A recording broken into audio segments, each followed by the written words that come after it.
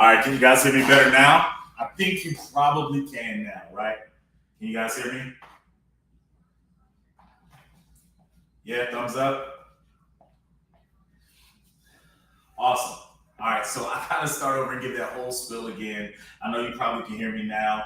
My name is Brandon, and I am from Youth Writers Camp, and we've been able to go on a journey with your students, with your young people for about 10 weeks. This 10-week journey has been them going through managing their emotions, going through understanding their story, going through helping them be able to come on the other side of exactly who they are. We love the fact that they've been able to intensely and intentionally go through a journey of figuring out how do they process some of these feelings. And we gave them the opportunity to use poetry as a means to do it. Now, because they've been able to do that, what we've done is we compiled their poems together individually so they can also now be published poets. They got to sit down with a graphic designer and book layout designer. They've got to have conversations with a publisher. They've actually been able to sit down with a counselor and therapist and walk through different parts of their own journey and their emotions. And on the other side of this, they get to present today what they've accomplished. So I want you to be able to celebrate them for every single amount of effort, every week that they showed up, every tear they cried, every part of their poem that they wrote and expressed their truth. Today, we get to celebrate these youth writers. Now, before we do that, I want to take a second to acknowledge and welcome one of my good friends. He's an amazing poet. He's going to really set the stage for the power of what poetry can do in your story, in your life, in your own journey. And I'm honored and privileged, honestly, to even bring him to the stage. He has his own book that he's actually published himself, and it's such a phenomenal read. He's creative in all sorts of aspects and everything that he does. And honestly, I'm really honored to bring James Coates to the stage. James Coates is an author, poet, and educator born in Los Angeles and raised in the Inland Empire. He believes that poetry has the ability to bring diverse groups together, offering a way to connect through shared language, challenges, achievements, and experiences. His newest poetry collection, Midnight and Mad Dreams, is published by World Stage Press. You can find him attending poetry readings throughout California, or you can follow him on Instagram at Mr. Loving Words. Everybody, please prepare for Mr. James Coates. Hey, Brandon, happy to be here today with you for the Youth Writers Camp. It's beautiful to see the work that you're doing to help inspire and educate these young individuals. As someone that does similar work, it's beautiful to see. So I'm going to jump into a poem that I wrote when I was taking a workshop with a good friend of mine named Black Chakra, who people may be familiar with. This is titled Fire That Be I. Fire that be I, me, my litany. Love be my symphony. Let my words live in infamy as I give you the deepest parts of me intimately. And if it's meant to be, connect with me spiritually. Motives ain't a mystery. This poetry could never be work to me. More like a gift sent from God, see. My purpose to compose prose until the prose pose the question, whose lines are those? Anyway, I just drew a metaphor to carrying your soul when whole is all you want to be and held is what you need to feel, because influence is fluid and lucid dreams kill. So sometimes the lines get blurry between authentic and real when fakes be the ones signing the deals. That's when skills separate the posing and chosen. I rose with a vision, lead the masses on a mission, elevate the consciousness of their decisions. I come from a world where staying dangerous isn't strange to us, but is strenuous. All that pressure builds up, ready to bust. So I make the choice to use my voice to make noise when others prefer I be quiet, let my mouth start a riot or revolution, or at least tell our history with these racist institutions, because human didn't always include man. The game has never been fair when we try. playing against a rigged deck and loaded die, cause shooters shoot and our leaders die. Then the scary run and hide inside, watching life drive by. But hey, most just want to follow anyway. Knowing they couldn't walk this path on their best day without looking thirsty, icon to icons for coins, just to coin a new mint. Call that my turn of phrase phase. So sulfur to Sator when the young boys couldn't even sell soda to pop. Had the paper on lock before the bag got dropped, turned plastic with dramatic enhancements and flop. Before social media fatality to reality with marketing schemes to slowly siphon our dreams. I've witnessed more bloodshed than the Dark Ages, period. That's medieval, no mini me. I'm Dr. E with a blade. Mike Myers, Halloween before a scene, the scream was seen killing them. But that was another life. Enlightened, I didn't come to fight, but to heal and give light because I won the war before I walked in boom, which means bust out the broom. It's a sweep. My only competition is me. And if you rewind and listen carefully, I know you feel me. The real me. I be that fire. Thank you.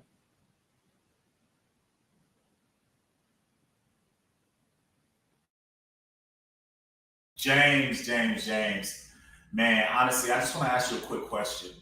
How long have you been writing poetry and how did you get so good? Because honestly, you out here doing your thing. Oh, Oh, thank you. thank you. So I've been So I've been writing. writing. I'm getting I'm some getting some feedback. feedback. Um, Um, since I since was I was young. young. Yeah, Yeah, echo. echo.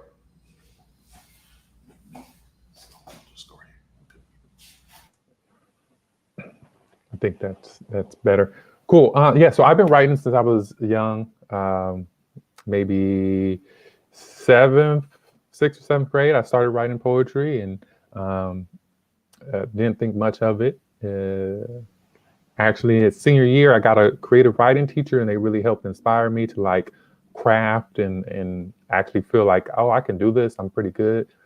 Even though I had been writing, you know, in my notebook instead of paying attention all those years in school. And then I fell off for a long time, stopped writing, and came back about 7 years ago. Um, that's post grad school. That's post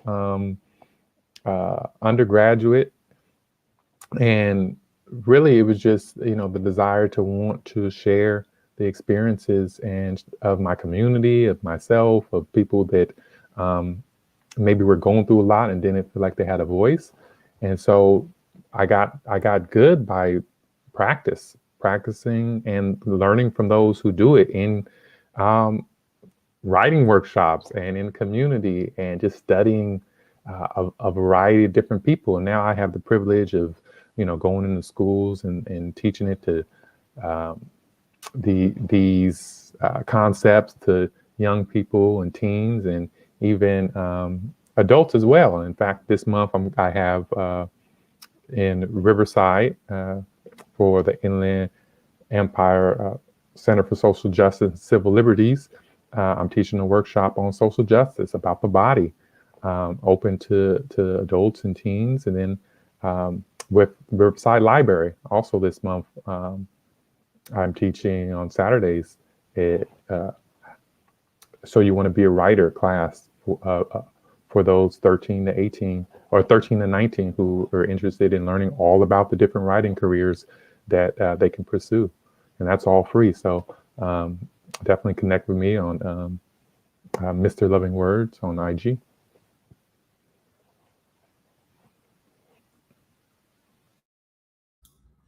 And I really love that. And I think it's truly phenomenal that you can take poetry to that next level and that so many people have been able to learn and glean from you, from what you've done in poetry and what you've learned.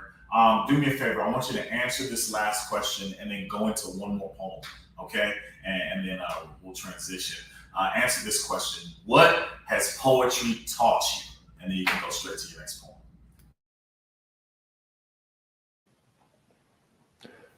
Wow, that's a big question, but I would say that poetry has taught me to listen, to be quiet enough to listen to like my feelings and to open up and be vulnerable. I would say, like, when I first started sharing a poetry, I was so scared. My hands were shaking, and the paper that I was reading off of, and I couldn't look anyone in the eye. I was so nervous. Uh, but really, it's empowered me to find my voice and to help, um, try and be authentic, trying to be honest with my poetry, and um, share the this beautiful language and art with others as well. All right, next poem. This is a poem I wrote recently, actually this week, and it's about life. It's titled "Dance in the Deluge." Winter is early. My youth, a tree shedding its colorful leaves. Time is cold in a way only distance can truly know. Look how fast I've grown. 40 years in a single day, it seems. And tomorrow I'll be 80. Although I don't see it, the slowing of my life. I feel the wolf's frosty breath, bony body, dark coat, and rotting teeth. It bites at my heels as I blow wild through a forest of past photos. The sustenance I consume to survive. I fell in love early, while still a naive sapling, with a moon I can never visit, only dream of holding. She glows through all her phases, riding a path of consistency. I want her discipline and longevity. It isn't lost on me how she ages graceful, soaring across the black of night, always giving to others. I appreciate life's hurricane has not blown me down, so I dance in the deluge and recall far back as yesterday, playing in my yard as a child, the strong, fragrant eucalyptus. I smell it now while on my balcony, its scent never fading from memory. I desire to be like that tree, never fading from you. So no matter how long it's been, pluck my words out of the sky and carry me with you. That's it. Thank you.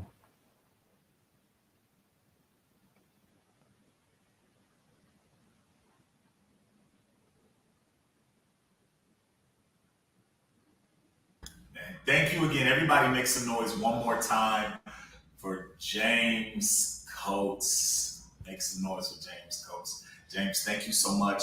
Again, following on Instagram, follow him on Instagram, Mr. Loving Words himself, Mr. Loving Words. Such a phenomenal, amazing poet. Now, it's time for us to get into our students. I know that's what you all came for, to see your young people, and it's time for us to get into the young people performing. So I want you to get ready and get excited. Well, I'm going to bring our first young person. The way I'm going to do it is I'm going to introduce him, read the bio, him or her, read the bio, and then after I read the bio, I'm going to bring them on, ask them a couple of questions. After they answer those questions, I'm going to get out the way and let them share their poetry. All right? Coming first to the stage is Cameron Garnett. Cameron is a 12-year-old gamer turned author. He still loves games though. He lives in Kissimmee, Florida with his little sister, dad, mom, and brother. He couldn't have written Learning to Control It without his brother, the inspiration behind many poems. Everybody welcome Cameron Garnett. Hello. Hello. Cameron, how you feeling? You feeling excited to be here? I am very. Thank you so much. I believe you are. So look, here's my question I want to ask you. The question that I want to ask you first is, before starting this process and this journey and kind of getting on this whole thing with us, how did you feel, or like what kind of hesitations did you have going into Youth Writers Camp? I felt I felt afraid of fitting in, honestly. Yeah.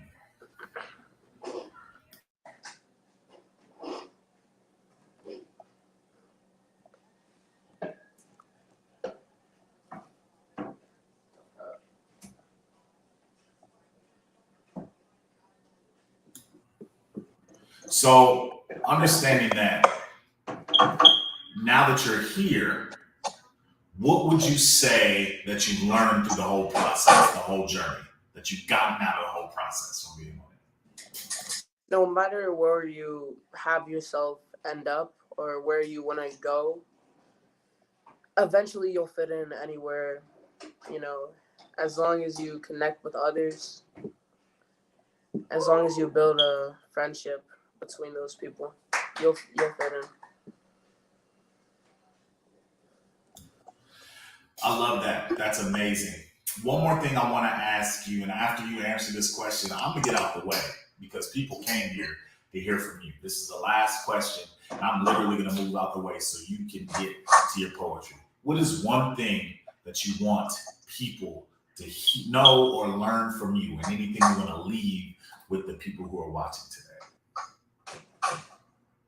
Never let Never your let your fears or fears or insecurities hold you back from doing what you want to do. Never back down.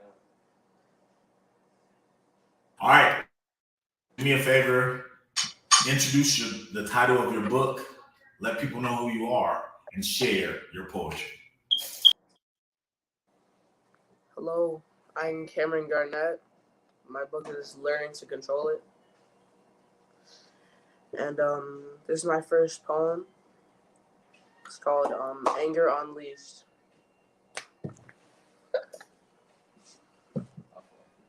The sheet shielding my anger is ripping at the seams. A burst of sound erupts as from me as angry thoughts invade. I want to stop, but the words keep flowing. I can't form a sentence. All I may form is rage. The anger buried deep inside has been let outside of its cage. My facade is failing as a tear falls from my cheek. The taunts and jokes about me have finally made me weak. I ask to go to the bathroom to flush my feelings. A waterfall emerges from my eyes. I scream in silence as the sink catches my tears. Paper towels wipe the residue. I realize through the drops that I am just a guy. People will disagree with me, and the insults will last. And when I comprehend that, I return to class. Um, this this one is thank you. It's about my friend. I used to be mad. I learned to be happy. You led me to the land of happiness. I wasn't here. You put me on.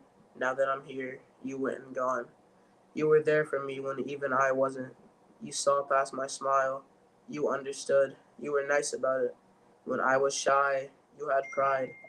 You inspired me to see the world in a different light. Even if you had sleepless nights, you always made me feel alright. You spoke about it. I poked around it.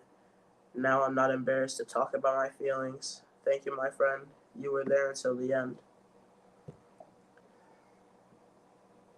This one is I am afraid. I am afraid. Death does not sleep. I am afraid, but I won't be a sheep. I am afraid. I will escape. I am afraid. Courage I will shape. I am going to be great. I will be shy. I will shape myself into a great guy. I can do this. I can survive. The will to power through resides deep inside, and I found it.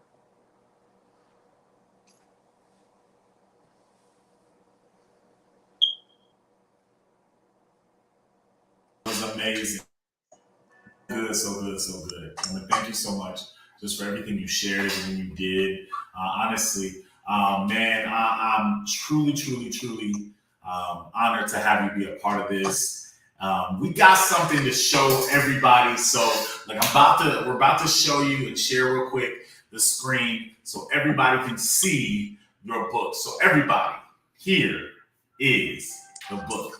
Yes, doesn't it look amazing? I know it does. Oh man, look at that. Look at the photo. Just standing so tall. However, do you love your book, sir? I absolutely. It's amazing. It's amazing.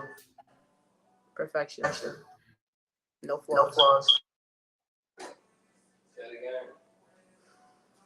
No flaws. Let me see. This is what I want to show you. One more thing. We also have your certificate there. So we also wanted to share your certificate for finishing the Youth Writers Camp. We want to congratulate you for you going on this journey. I mean, you have become a published poet. Congratulations, sir. Thank you to you. Oh, absolutely. Thank you to you for the opportunity and for everything you've helped me with. All the examples of poems. It's amazing. Thank you so much.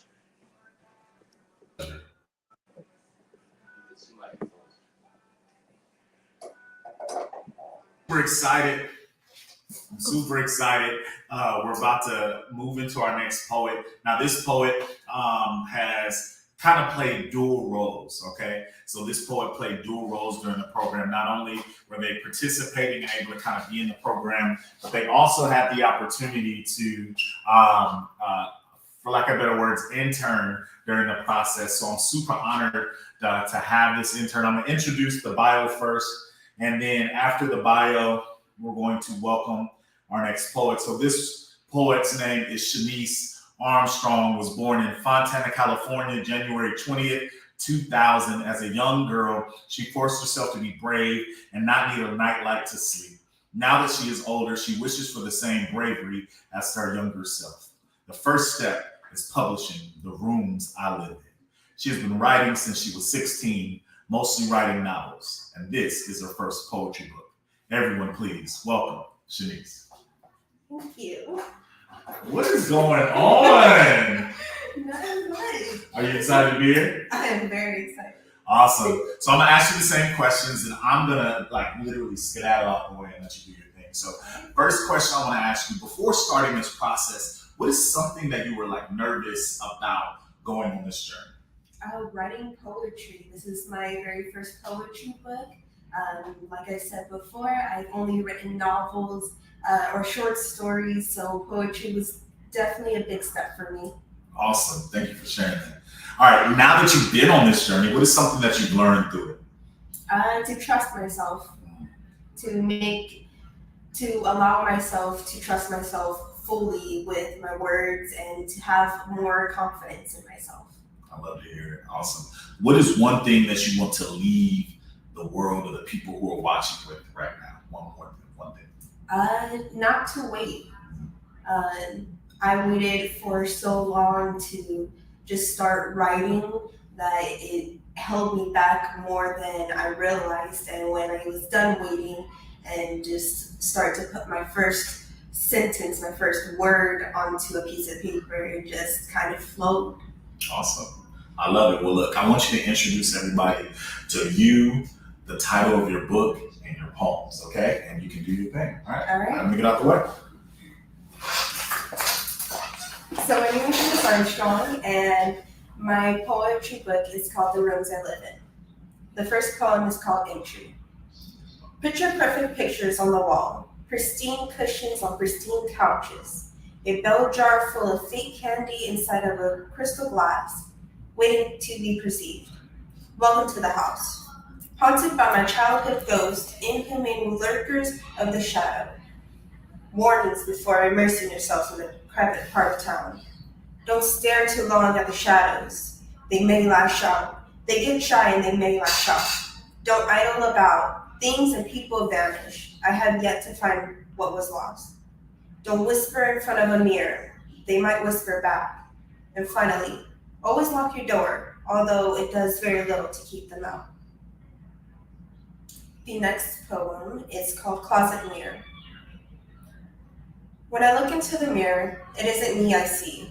The person looking back is a shapeshifter, blending into the crowd, trying so hard not to stand out. The person in the mirror looks distorted, eyes too dark, lips in a downward tick, teeth too sharp. Most days I could barely stand to look before I'm dressed. So in this closet, I go create something to be perceived. The closet is too deep, scared of what's coming in, petrified of what will come out. Most days I can hear the whispers. Come in. We will protect you. What an odd way to comfort me from the mirror. And the last poem is called Balcony. I did it. I jumped. I was blinded by the sun and melted my trauma like skin into my wax. All I was trying to do was fall in love with me. Next thing I know, my angel and my demon rocked me to sleep, whispering sweet nothings in my ear every night, holding me tightly till morning and through the evening. I don't believe the warnings they give me. I know I know there's a whole world waiting for me to get to know me. All I was trying to do was fall in love with me. So I did it. I jumped. Free falling. Falling for so long, I'm starting to enjoy the view. It's a lot prettier than looking for the next impact. Falling for so long, the wax is starting to crack. I didn't realize I was already flying. Falling for so long, I no longer have the fear of landing. And those are my poems.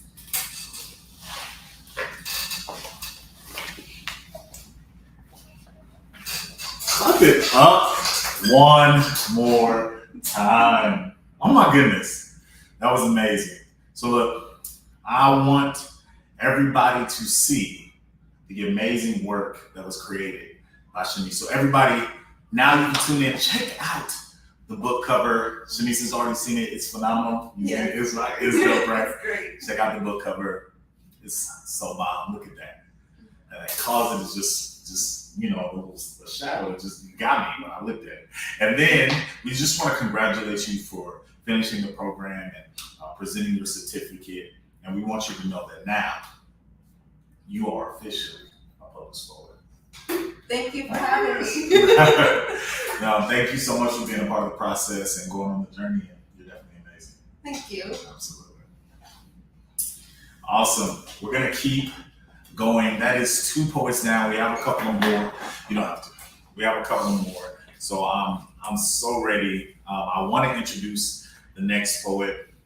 This poet, honestly, has been showing not only his talents but his phenomenal skills, and I've been able to learn even from this poet just the meaning of being able to stand in who you are and honestly be confident and bold and know your name. And I think that's so dope because I had to make sure I learned this poet's name.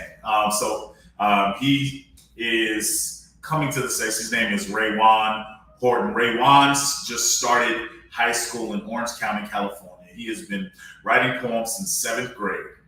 Youth Writers Camp has helped him explore his emotions more through poetry. A Ray of Light Shadow is a book about how your emotions are there, but they aren't you. He hopes you have an amazing time reading it. I want you all to get excited and prepared as we welcome Raywan. Hello. Ray, so excited for you to be here. Listen, I'm going to ask you a couple of questions. You're going to answer those for me, and then I'm going to get out your way because it's your stage, all right? Mm-hmm.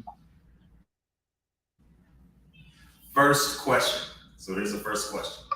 Question number 1 is, before joining the Youth Writers Camp, what are some of the things that you felt or maybe some of the nervousness you had about participating on the journey? I guess for me, it was exploring my past because most of the poems had to do with times you were like very sad or very angry or full of fear. So going back basically to the past and like seeing that and how you felt and not to relive that, but to destroy it and write it down in poetry. Yeah. I love that. That's such an amazing answer for me, and I think that's just truly a great tool. Now that you've been through the process, what is something that you've learned because of the journey? I've learned that my emotions were nothing to be scared of, nor was my past. And I've also learned how to control and maintain my emotions so they don't get out of hand. Mhm, I mhm, love it. Absolutely. Last question, very mhm, last mhm. one. Tell me, what is something you want to leave with the world or leave with the people who are watching? Just anything in general now that you've finished this program. Um, well, when you read my book, I hope you guys can see one, my development as a person, and that you guys are able to take from my book, and also that you can see that your emotions aren't you, but a part of you. And as a part of you, they still need to be taken care of. Absolutely. Thank you so much for sharing that. That was great. Look, I'm gonna get out your way. Make sure you introduce the people to you, your poetry book, and then share your poems. It's your stage. Okay. My first poem is called Unknown Hero. It's basically just a poem about myself. Ray Uno, Ray Nito, Ray John, Rarj, Ray Jr., Ray, and RJ. So many names he goes by. Which one is it?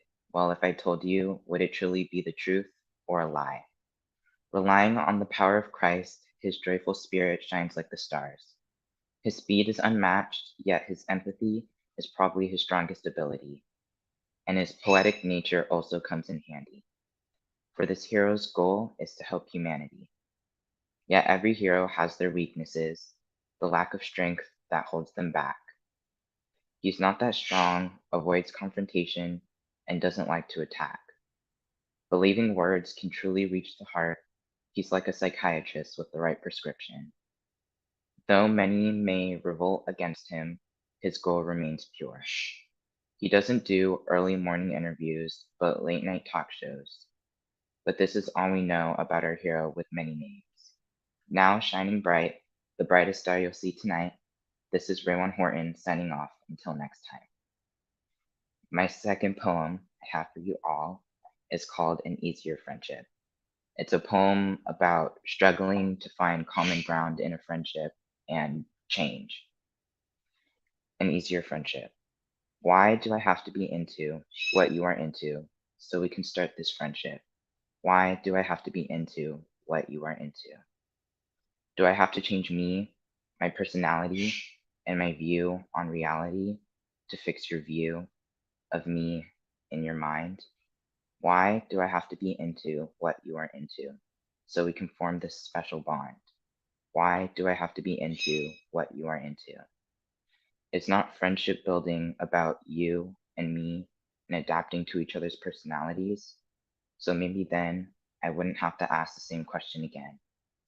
Because I want to change for God, me, and people who truly believe in me, not to fit into the way you think of me. So I will stay strong through all trials and tribulations. So why do I have to be into what you are into? Could it be? Can it possibly make friendship easier? And for my last poem, it is called Hopeful Shine. It's basically like an encouraging poem. I don't, Hopeful Shine. I don't see it in you. I don't believe it's true. How would you ever make it? All the small comments, all so hopeless. Maybe it's true. You can't do it. No, those are lies. Anyone can say anything, but it's up to you if you want to change things. You shouldn't let the world define you, but don't close the door on those who truly love you, because it's those hopeful words. They'll help you rise. Knowing that someone wants the best for you will make you shine. Like me, I got the Lord at my side. The world is so full of deception, but listen now to this important lesson. It's up to you if you're going to listen to all those lies. It's up to you if you're going to sin tonight. It's up to you because you're the only one who lets the darkness in. So get up, get out there and shine, because it's time for you to replace those lies with the truth. And for those who believe in Jesus Christ, our Lord and Savior, Philippians 4:3 should work in your favor. And those are my 3 poems. Snap it up, clap it up, celebrate Ray Juan. Everybody celebrate Ray Juan. Such an amazing, amazing poet. Ray Juan, we have something to share with everybody. It's time for everybody to see the cover and book of Ray Juan Horton. Here it is. How does that make you feel seeing that? It's so great. I love it so much. Listen, I'm so proud of you, and here's your certificate. We want to celebrate you, congratulate you, and let you know you did the work to go on the journey to become a published poet. One more time, celebrate Ray Juan. Thank you. Thank you. Listen, we are rounding home, everybody. We have one more poet to come, one more student poet. Then we're going to have a couple of people come and share, and I'm going to close it out for us. But I want us to get excited for our last student poet that's going to be a part of this. Now, this poet is phenomenal. Came in towards the middle of the journey, but literally ran all the way home to finish it. Been so excited to meet and go on a journey with this poet as well. I'm going to do my very best to introduce this poet. Her name is Eliza. All right, here we go. Eliza Grace Kamakame, Kamakamai, Pomakai Ilani Ramos. I think I did it right. Kamakamai. Yeah, there we go. Pomakai. Yeah, all right. Kamakame. Yeah, all right. Was born in Honolulu, Hawaii on October 29, 2009 and moved to California when she was 7. Poetry has recently become an outlet for her feelings when she wrote Under Pressure as a hope to inspire others to pull themselves out of their own rabbit hole. She was really grown in so many different ways just through these past couple of months. We hope, and she hopes, her book can be an inspiration to you. Everyone, welcome, Eliza. I tried. Did I do okay? Yeah. Okay. That, you wanted me to do that. And I wanted to honor you in that way. Okay, so I'm going to ask you a couple of questions and I'm going to get out your way so you can do your poetry. Question number 1, before going on this journey, what are some of the things that you might have been nervous about or a little anxious about as you progress through Youth Writers Camp? Honestly, I think it was just the fact that I just joined in and I didn't really know that I was going to be writing a book. I kind of just knew that it was going to be a group of other people and I was just going to write poetry. But I think what really motivated me was the idea of I've always wanted to publish a book, and it was always something like, oh my gosh, there's a book with my name on it. I did that. But I think just it was really nerve-wracking to just come in and do it so quickly. And I had to write all my poems in a week, but I did it. So, yeah. Awesome. I love it. I love the effort that you put in to finish it and get through it and go on the journey. Next question. Now that you've been through it and just like you were just sharing, like you did it, what is something that you gained or something that you feel equipped with or something that you've grown in because of it? I think it was a lot of I gained a lot of confidence. I gained a lot more confidence in just the way that I speak to myself and the way that I see myself, the way that other people see me. I think just it, poetry has become such a passion for me, and it's just amazing to see how much I've grown throughout this book. Absolutely. I love to hear that. Okay, last question, and then I'm gonna move because they came to hear you. Uh, what is something you want to leave with the world, with the people who are watching? What's something you want to leave with them to just kind of stick with them through this? I think just that I used to think my emotions were gonna last forever, and I didn't think that I would like get stuck in rabbit holes, and I would never be able to get out. But I learned at a leadership program over the summer. We went to Florida. That every feeling that you have is temporary, and that was one of the quotes from this really good rapper. And then another guy named Brent Crow, he said, it's actually in my book. If it's up to be, it's up to me. I determine my story. And I think it says a lot just about like you get to dictate what your life is about. And with God by your side, you can do amazing things and He'll lead you in the right direction.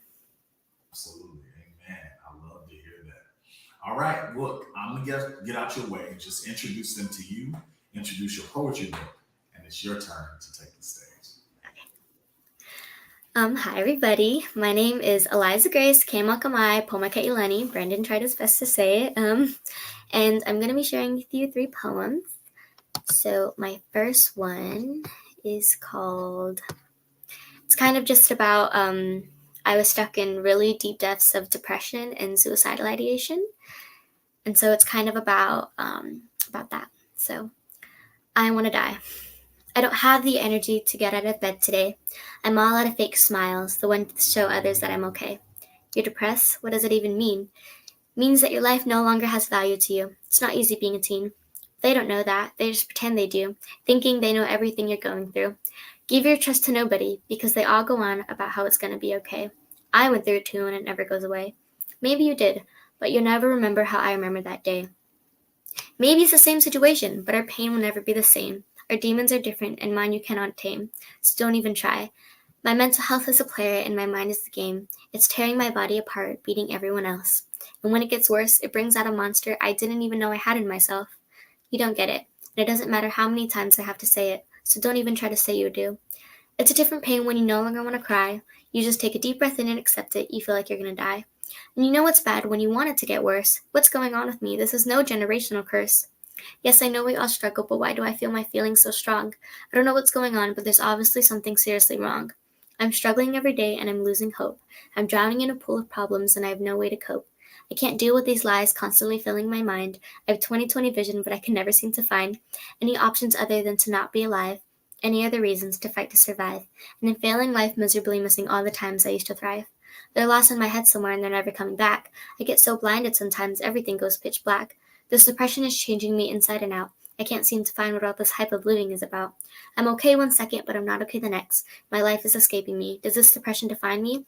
Because no matter how hard I try, I can never be the person I always strive to be. I don't know why, but they only choose to see not my struggles and pain, but times where they saw I was going insane. My cries and my old lies, I'm all out of tries. People come and go, and I'm tired of all these goodbyes. My room has no door, but I feel I'm stuck in a jail cell. And if I ever dare to leave, the devil makes my life a living hell. I have many secrets I hide if you promise not to tell, but don't tell me anything, I don't keep secrets very well. I lay in bed at night crying, and I toss and I turn, staring at the ceiling, waiting to overcome the heartburn.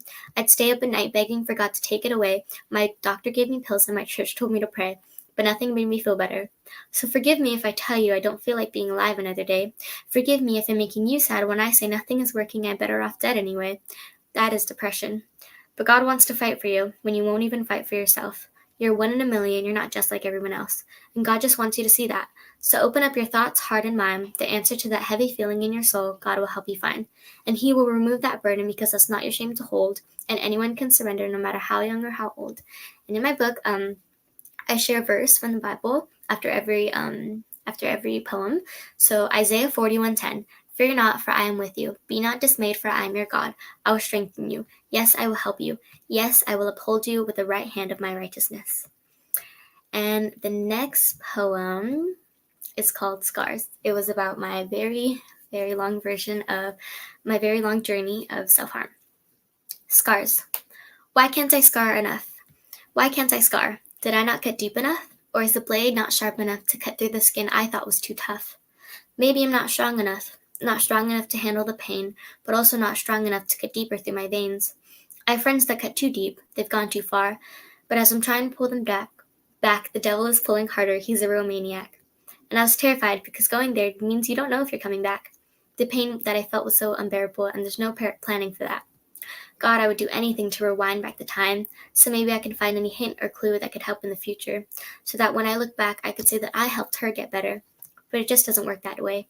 I wish that temptation could just go away. I wish I didn't have to worry about the objects around me all day. Lead pencils, sharpeners, rubber bands. My mind is pretty creative, so nothing's allowed in my hands. And if it comes down to it and I end up giving in, I feel guilty and beg the Lord my God to forgive me of my sin.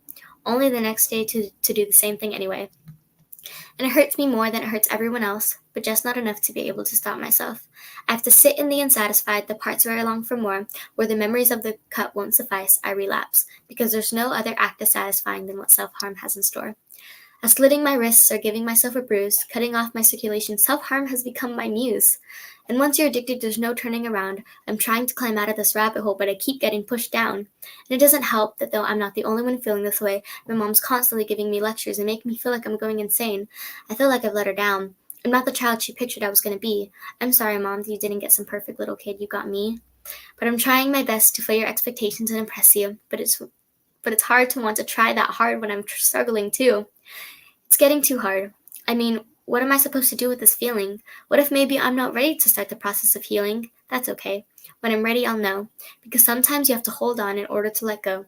If you're feeling this way, when you're ready, you'll know what to do. And don't think God won't be there. He's walking this journey right next to you. And my quote is James 4:8, come near to God and he will come near to you.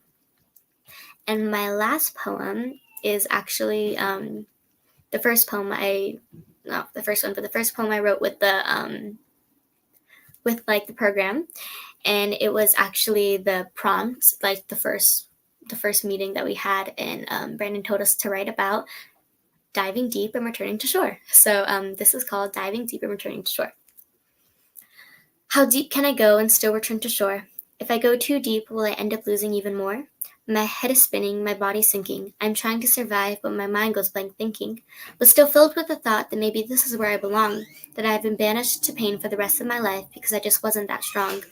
I start to calm my breath down and I open my eyes to see this perfect world I've entered into is way better than reality.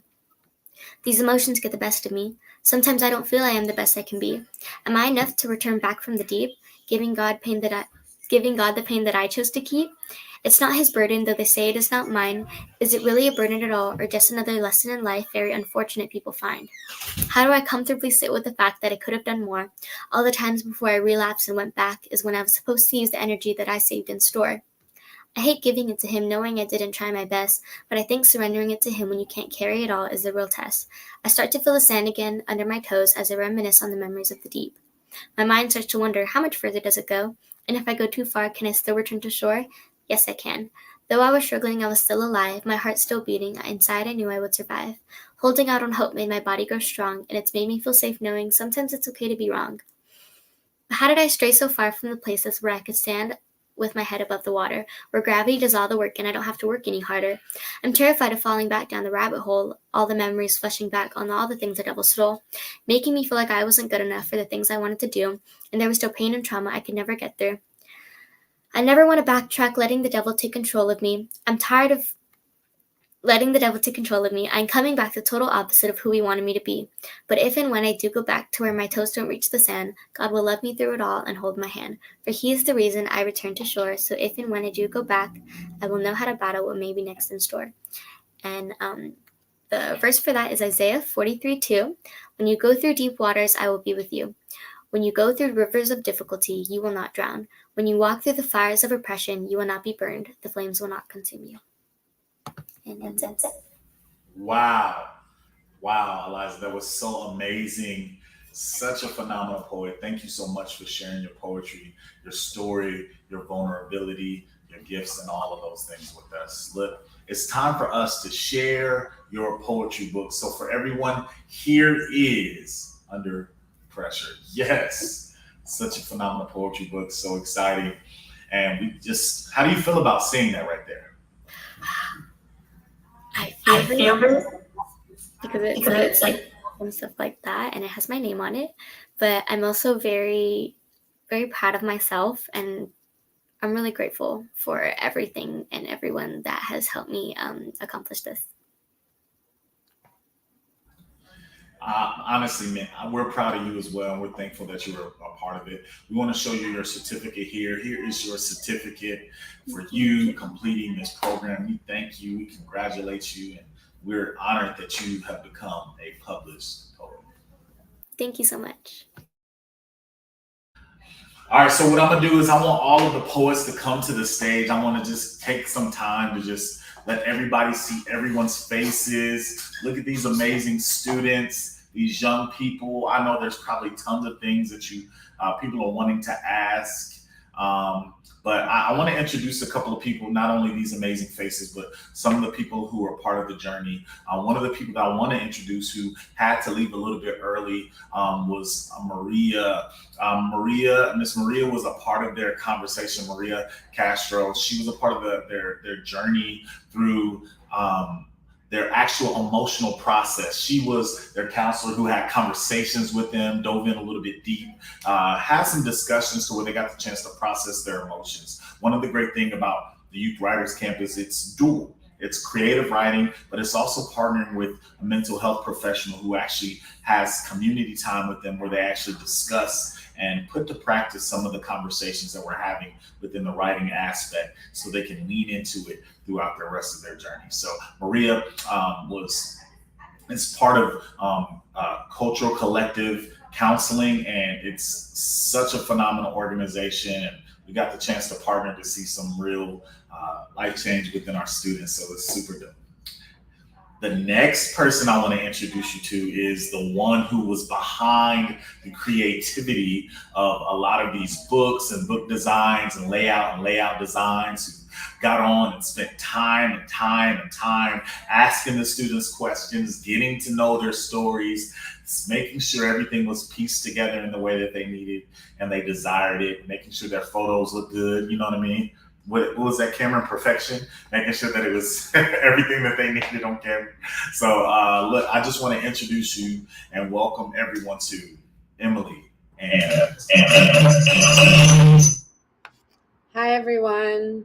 I just want to say thank you for letting me be a part of this. And also, your creativity was what was behind all of this. It was such a pleasure helping you bring your visions to life. Each of you had some ideas and we made them happen. So it's been such an honor to work with each of you. And I'm so excited for you to see your printed books in a couple weeks.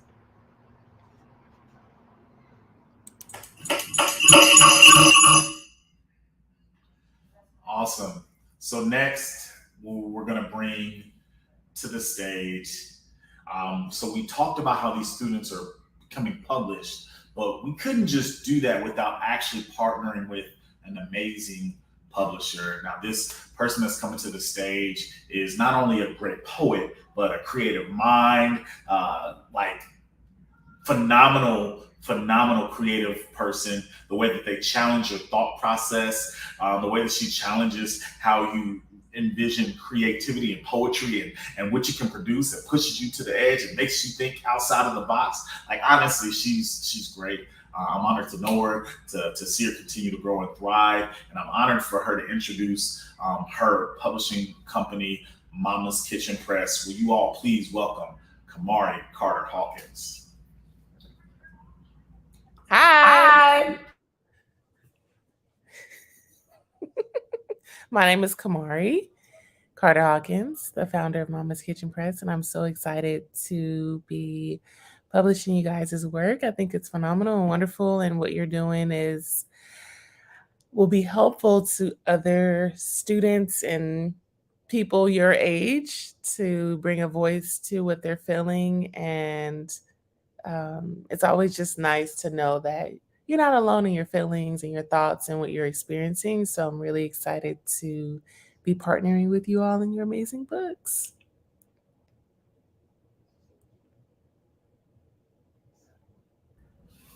Absolutely. Thank you so much, Kamari, just for your commitment to these students and just for you just to being willing to go on this journey and watch them grow in their different aspects. You got students from all over the place in different communities joining together to kind of just really see this come to life. So thank you for being all the way where you are to allow this to happen. I mean, we're all in different places, locations, but we came together as one to really see these students thrive. So thank you for that. Man, and again, one more time, I want you all to get excited, and one more time as we welcome back Mr. James Coates for just being a part of this as well. Thank you, Mr. Coates. Listen, you are phenomenal, talented. For y'all who don't know, he's like 6'10". I'm exaggerating, but he is a giant. So he's a poet, so a giant poet indeed. And I just love everything. And he has long, like, look, my hair game is not as close to his. I'm jealous. Like, but man, I just love everything that you do, everything that you represent. And yeah, I'm just super excited just to be able to be a part of this with you and do life with you, my friend. Listen, that's it. That has been the finish, the conclusion of our Youth Writers Showcase 2023. I am so honored to be able to lead this and to partner with so many amazing individuals and to see their journey come to life in the way that it has. Honestly, I love being able to write poetry, and poetry has truly saved my life, and I'm honored to help in any way that I can for other young people to go on a journey of truly understanding the value in what they write. This has been amazing. It's been phenomenal. And I'm actually going to close it out with a poem myself. And it's actually from my book and that I wrote, my poetry book called This Little Boy. And it's going to be the poem that actually comes from the title. All right, you gonna see it while I say it? Let's do it. Y'all remember my first real poem? I sat at the computer while my tears stroked the keyboard, my pain and laid within the stanzas, and my anger lashed out in metaphors. I repeated why from line to line, questioned the character and purpose, the God's design, like this one individual couldn't belong to him. I thought this one distributor of sorrows and agony couldn't be cut from the same cloth as me. I mean, had I arrived in those loins, and couldn't you see that the bloodshed that I bleed didn't match that from which you came to be, but yet this was my reality. And it didn't belong in your picture-perfect TV sitcom. See, I grew up in a different world where my family matters didn't fit, and how my brother, mother, cousin, and uncle feel would shake up my will. See, I was no Fresh Prince, and my life was unfamiliar, so these different strokes would wither away in my good times. And I had no clue where I fit in. In fact, I had a skewed image of what a black man was supposed to look like. In fact, I didn't even like how I looked, so the image of anything was better than this. This is a story of an unidentified human project that was molded into something that nobody could recognize. He became a reflection of what was popular at the moment, and always dressed in his best self-consciousness, wrapped in how many different shades of fake could his facade portray. Yet no one took notice. No eyes cut to his cuts that were more similar to battle wounds. He lay prostrate on a mattress made of empty solemnness. He dug holes into his soul, hoping someone would come fill his void, yet he didn't even know what to say. He repeated practice redundancies, hoping someone heard him scream with urgency, please, help me. Yet silence begets silence, and it all muffled his destiny. This little boy was dying, and no one would come to his rescue. So this little boy had to discover how to tend to his own wounds. He was left mangled, a hideous atrocity. Yet if you look for his disfigurements, I promise that you wouldn't see. This little boy cried on the inside and was flooding internally and left little room for his feelings, so he wore his emotions on his sleeve. This little boy choked on his insecurities because he wasn't taught to swallow things like his pride. And he never understood why they called them memories, because he remembered everything as if life was stuck on repeat, as if life was stuck on repeat, as if life was stuck on repeat. This little boy followed the wrong path because the road to death seemed a little more pleasing. This little boy thought accolades and self-humiliating behaviors would make life more easy. This little boy was poisoned by the world and tried to repeat the things he would see. This little boy was lonely and would constantly talk to strangers because at least they heard him speak. This little boy still survived, although he tried to die repeatedly. I'll introduce you to this little boy because he still resides inside of me. Hi, I'm this little boy. Nice to meet you. All right, again, my name is Brandon Allen. Thank you all so much for being a part of this. These are some amazing students. Shanice, Cameron, Eliza, Raywan, you all are phenomenal. Thank you, Emily. Thank you, Kamari. Thank you, Maria. Thank you, James. Thank your parents. Everybody, students, clap it up for your parents who are willing to keep you and put you in this position to continue to go on this journey and progress through you understanding who you are. And thank yourselves because you trusted yourself enough to believe in you and everything that God put on the inside of you. Today, you are one step closer to your healing journey. And thank you for going on it with us here at Youth Writers Camp 23. We'll see you guys soon. Peace.